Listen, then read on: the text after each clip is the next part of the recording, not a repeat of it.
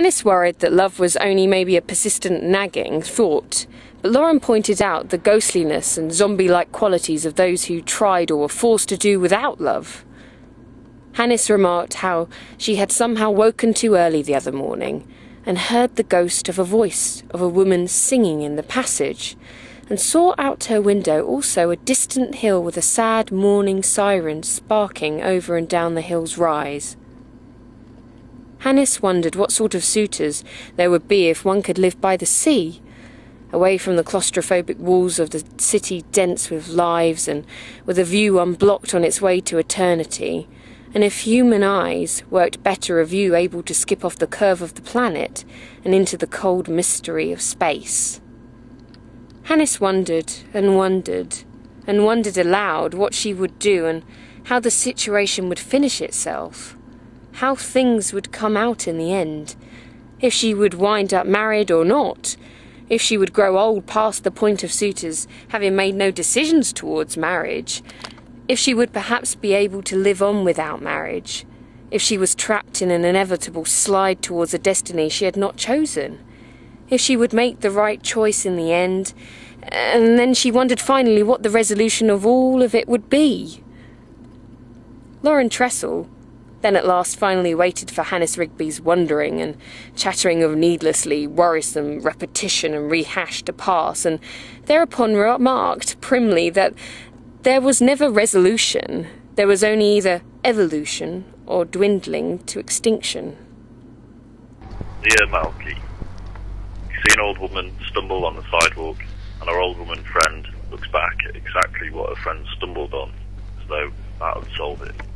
Or you say you've been taught English, you know perfectly well how to write a clear sentence, but you, for some reason, prefer a confused one. Or say you break into a house with its owners away on holiday, not to steal anything, but to have a lavish meal, and you wind up leaving a prison hospital with paper pants. What's it that those three examples teach you? Caution. Yeah, caution. That great unsung sidekick. Thanks for your patience. Wendell Nottage. Huh. Tell me a story from your childhood. I don't have any. Think of something.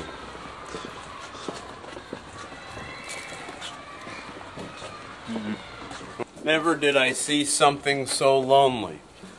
Who do they think they are, and does peace drive them mad? Meeting dogs, quite a few of them, literally dogs. Maybe now we'll sit here fast and hardwired, but we'll never at least frost. Yo, Malky.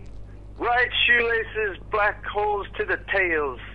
Did you happen to find a list of instructions regarding the passage that I left for you?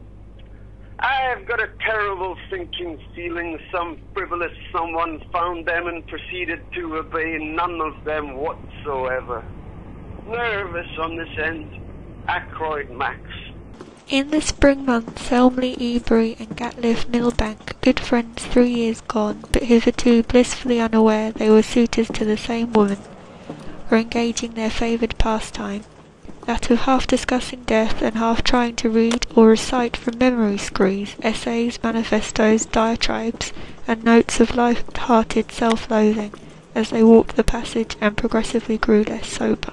Descartes tried to prove that there was a real distinction between soul and body of man. Descartes firmly believed that the mind is a completely different entity to the body. Descartes described the difference between mental and material, and by defining their essence, the essence of something is any property that is taken away from the.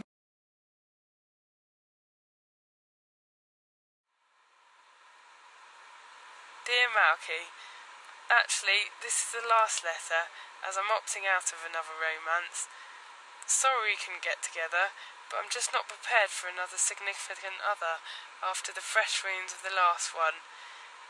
Thanks for taking my letters, though, and you seem nice, so don't get me wrong. Hope you enjoyed the fruit and veg. Best, Millie. Malky, go where it's cold. Hide yourself. Watch. Wait till the world falls down. Watch carefully benign. Watch for good God. Mark the tails, shoelaces. Black holes, drain pipes, stick melancholy drops. Be gentle.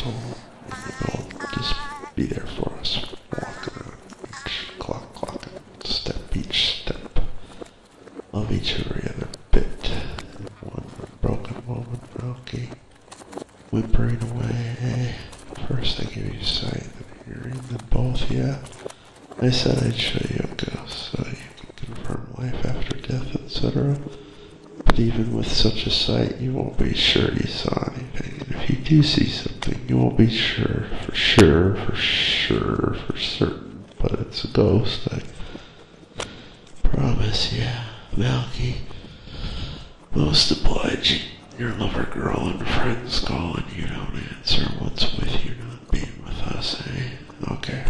It's here now, and we're gonna turn and step toward the wall of the passage, and we'll see the ghost step with us, eh? But it's not a mirror, though. Don't be thinking it's a mirror. Just because I show you something profound and meaningful and proof of life, like a ghost, doesn't mean an excuse, right? Okay, then here goes.